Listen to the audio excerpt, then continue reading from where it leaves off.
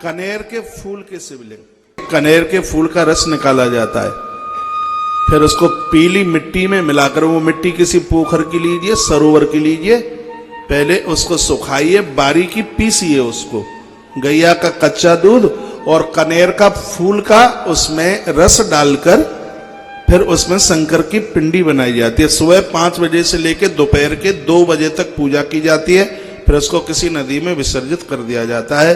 यदि 1 लाख भी दुश्मन किसी के हों तो वह आके उसके चरणों में आके गिर पड़ेगा। इसका इतना बड़ा प्रभाव है। दुश्मन भी अपना हो जावे, वो भी हमारा समर्थन कर दे, इसलिए नेता लोग बहुत ये काम करते हैं।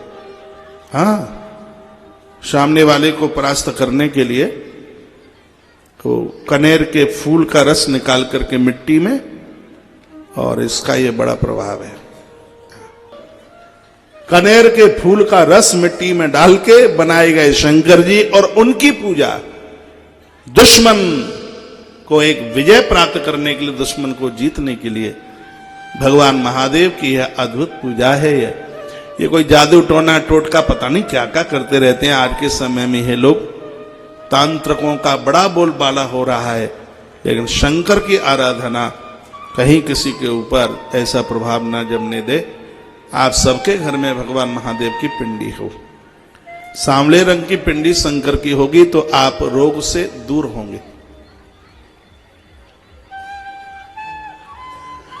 और शहद जैसे रंग की पिंडी आपके घर में होगी, भजन में बड़ा मन लगेगा, भुक्ति मुक्ति मिलेगी।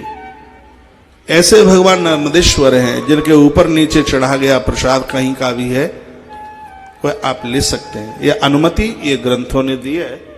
और जितनी पिंडियां, पारदेश्वर है, स्फटिका है, और आपके इष्ट यदि भगवान शंकर नहीं है तो उनके ऊपर चढ़ा हुआ चरणोदक, उनके ऊपर चढ़ा हुआ प्रसाद आप नहीं ले सकते। ऐसे भगवान बाणलिंग, बाणासुर के द्वारा ये प्रकट हुए हैं, इसलिए इसका नाम बाणलिंग भी कहा जाता है। नर्मदेश्वर नर्मदा से प्रकट हुए हैं, इनके ऊपर चढ़ाया गया प्रसाद, जल और भक्त उसका ग्राह्य है। 2 कार्य रोज कीजिए।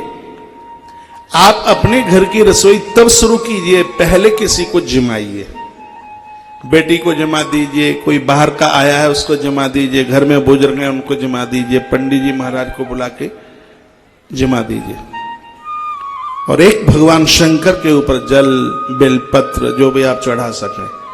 भरत राम के बहुत स्नेही है, राम भरत के ऊपर बड़ा स्नेह प्रेम करते हैं, क्योंकि भरत के पास ये 2 चीजें थी, वो ब्राह्मण को भोजन नित्य और भगवान शंकर की पूजा रोज। देखना